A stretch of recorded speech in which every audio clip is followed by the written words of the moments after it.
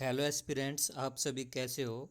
आज modern history की जो आपकी टू द पॉइंट सीरीज चली हुई है उसमें मैं आप लोगों के लिए ट्राइबल मूवमेंट यानी कि जो जनजातीय आंदोलन का टॉपिक है वो लेकर आया हूँ। इसमें हम अपने सारे ट्राइबल मूवमेंट याद करेंगे और उनके लीडर के साथ, और क्या कारण था कि ट्राइबल मूवमेंट क्यों हुए थे। किसी भी चीज़ को याद करने के लिए अगर उसका कारण हमें पता हो कि क्या कारण है तो वो चीज़ याद रखने में इजी होती है। सबसे पहले हम एक टेबल से ट्राइबल मूवमेंट और उनके लीडर को कैसे याद रखने हैं वो देखते हैं। ये कुछ मज़ेदार ट्रिक है, इससे क्या होगा आपको एग्ज़ाम टाइम पे ये याद आ जाएगी। तो सबसे पहले हम देखते हैं अपना किट्टोर रिबेलियन, जिसकी डेट है 1824 से 29। ये किसकी लीडरशिप में हुआ था? ये हुआ था महारानी चिन्नाम्मा, एक हमारी महारानी थी कर्नाटक एरिया की, उनकी लीडरशिप में ये हुआ था।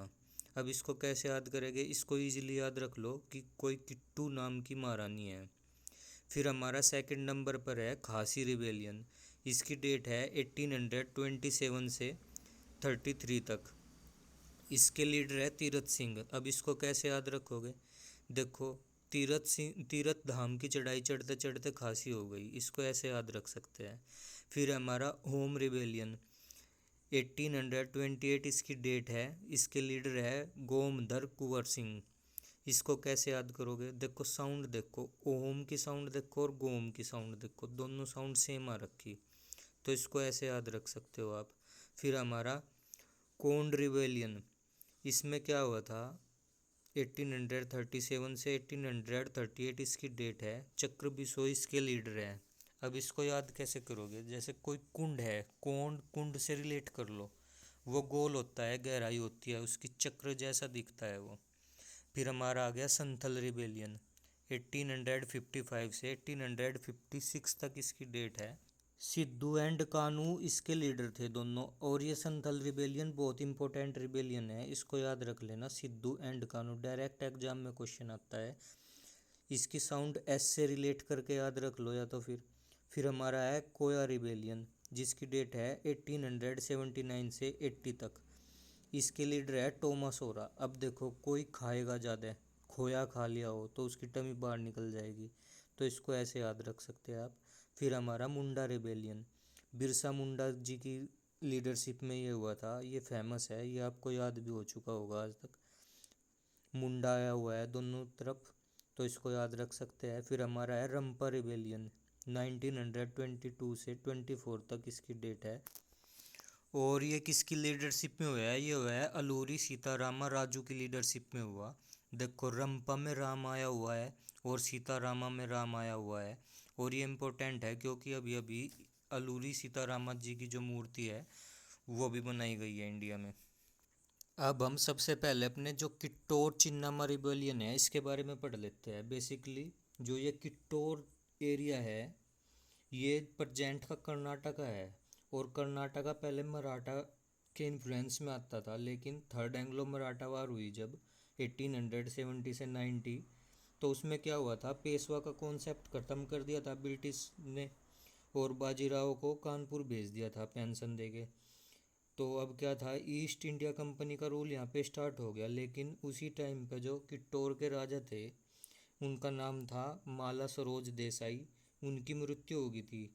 और उनका जो प्रिंस था उसका नाम था शिवलिंग रुद्र, लेकिन वो उनका असली रियल सन नहीं था। तो क्या हुआ, डॉक्ट्रिन ऑफ लैप्स की वजह से ब्रिटिश ने एक्वायर कर ली इस जगह को, किट्टौर को। लेकिन जो हमारी महारानी थी चिन्नाम्मा, उसको उनको ये बात पसंद नहीं आई, और उन्होंने अपने लोगों के साथ मिलकर ब्रिटिश लोगों के खिलाफ रिवोल्ट कर दिया था। ठीक है। नेक्स्ट है हमारा खासी रिबेलियन। इसकी डेट क्या है? 1827 से 33 तक। इसमें क्या हुआ था, खासी कब हुई थी पहले तो ये बताओ आप। तीरथ धाम की चढ़ाई चढ़ते चढ़ते खासी हुई थी, तो इसको लीड कौन कर रहा था? तीरथ सिंह।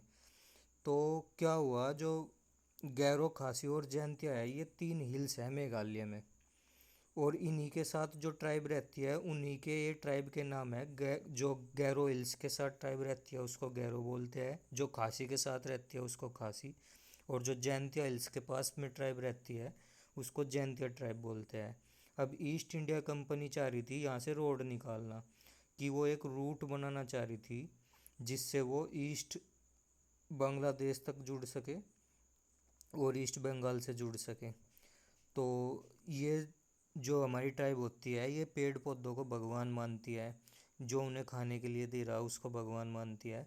इसलिए इन्होंने वहाँ से रोड का जो रूट था उसको रोकने के लिए तीरथ सिंह की लीडरशिप में रिवोल्ट कर दिया था। नेक्स्ट है हमारा अहोम रिबेलियन, जिसकी डेट है 1828। तो हुआ क्या था, एंग्लो बर्मीज़ वॉर हुआ था जो 1824 से 26 में यांडोबू ट्रीटी के तहत जो असम वाला रीजन था वो ईस्ट इंडिया कंपनी के अंदर चला गया था। लेकिन जो असम की लोकल डायनेस्टी थी वहाँ पे वो शासन कर रही थी ओम डायनेस्टी, उन लोगों ने ये एक्सेप्ट नहीं किया था।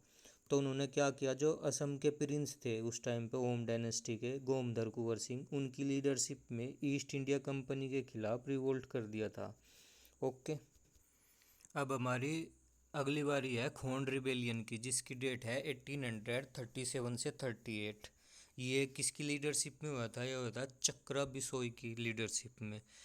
ये बेसिकली जो उड़ीसा से बंगाल और सेंट्रल इंडिया का एरिया है ना, ये इसी में हुआ था। क्यों हुआ था, क्योंकि जो टैक्स की जो नई न्यू टैक्स की पॉलिसी आई थी ना जो गवर्नमेंट की इम्पोज करने की, उससे जो खोंड पीपल थे और परेशान हो गए थे बहुत ज़्यादा, मनी लेंडर के द्वारा भी और ईस्ट इंडिया कंपनी के द्वारा भी। लेकिन जो ईस्ट इंडिया कंपनी का कल्चर में घुसने की वाली आदत थी ना, जैसे मौर्य एक इनकी परंपरा चलती थी सेक्रीफाइस ऑफ वुमन की, तो इसको रोक लगाने के बाद ये रिवोल्ट और ज़्यादा बढ़ गया था। तो ये था हमारा खून रिबेलियन। संथल रिबेलियन देख लेते हैं अब अपन नाम, ये पॉपुलर रिबेलियन भी है। इसमें जो ये हुआ था सिद्धू और कान्हू की लीडरशिप में हुआ था, भागलपुर बिहार से। और जो हमारा राजमहल है ये उड़ीसा है, यहाँ तक चला ये। इसका क्या कारण था, इसका कारण था जो हमारी दामिनी कोई एक जगह थी संथल एरिया था जो, उसमें ये डिक्लेयर कर रखी थी कि यहाँ पे कोई भी ब्रिटिश कंपनियाँ कुछ भी ऐसा काम नहीं होगा, मतलब फॉरेस्ट वगैरह नहीं काटे जाएगा या तो इंटरफेयर नहीं किया जाएगा। लेकिन ईस्ट इंडिया कंपनी फिर भी यहाँ पे घुसती थी और कुछ ऐसे काम करती थी जो संथल ट्राइब को बिल्कुल पसंद नहीं आते थे, पेड़ पौधे काटने वाले या उनके कल्चर से छेड़खानी करना।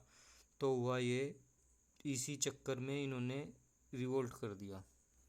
नेक्स्ट है हमारा खोया आंदोलन, खोया रिबेलियन जिसको बोलते हैं हम। इसकी डेट है 1879 से 80 तक के बीच की। ये खोया क्या है, खोया एक रीजन है जो हमारा आंध्र प्रदेश में है अभी, और कर्नाटक में भी था वो पहले। तो यहाँ पे क्या हुआ था, नए फॉरेस्ट लॉ लेकर आई थी ईस्ट इंडिया कंपनी, जिससे यहाँ के जो लोग हैं वो परेशान हो गए थे।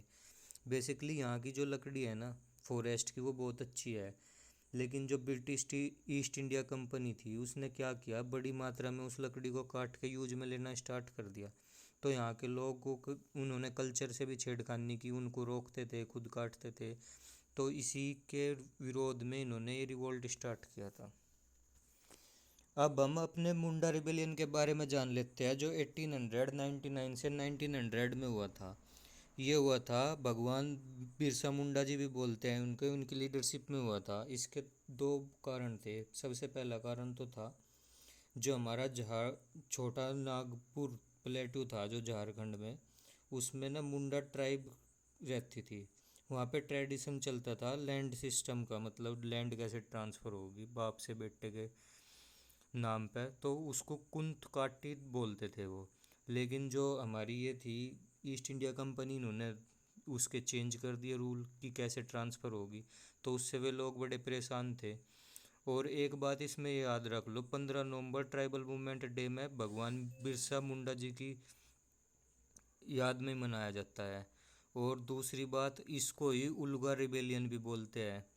फिर इसका जो दूसरा कारण था वो था दिकुस करके। दिकुस देख लो, अब नॉन ट्राइबल पीपल थे वो, जो क्रिश्चियनिटी को बढ़ावा देते थे, मतलब कन्वर्सेशन करवाते थे फोर्सफुल्ली कि ऐसे कन्वर्ट कर लो तुम अपना क्रिश्चियनिटी में और तुम्हारे नाम तुम्हारी ज़मीन चढ़ जाएगी। तो इसी के चलते मुंडा रिबेलियन हुआ था। लास्ट हमारा रंपा रिबेलियन, ये हुआ था हमारा 1922 से 1924 तक। रंपा ना एक बेसिकली रीजन है जो नॉर्थ गोदावरी रिवर बैंक है आंध्र प्रदेश में, वहाँ पे। तो यहाँ पे क्या हुआ था, जो लेबर लॉ थे, फोर्स लेबर लगा रखी थी, फॉरेस्ट लॉ थे, और जो एक्सप्लोटेशन हो रहा था लैंडलॉर्ड के द्वारा वहाँ के लोगों का, उसके खिलाफ उन्होंने आवाज़ उठाई थी। किसकी लीडरशिप में? एक नॉन ट्राइबल लीडर थे जिनका नाम था अलूरी सीतारामा राजू। और इनकी अभी मूर्ति का भी अनावरण किया गया, आपने देखा होगा। तो और इसमें गोरिल्ला वॉरफेयर स्ट्रेटेजी यूज कर रहे थे ये लोग। तो हमारे रिबेलियन से भी कंप्लीट हो गया। अब हमें करना क्या है, एक बार तो इस वीडियो को रिवाइज करना है अच्छे से, और फिर आपको इसके क्वेश्चन लगा के देखने किसी भी प्रीवियस ईयर की बुक से। उसके बाद में 20 से 25 क्वेश्चन, जितने भी इसके क्वेश्चन बन पाएंगे, नेक्स्ट वीडियो में मैं इस टॉपिक से रिलेटेड आपके लिए क्वेश्चन लेके आऊँगा, फिर आपको वो सॉल्व करने हैं। Okay, thank you.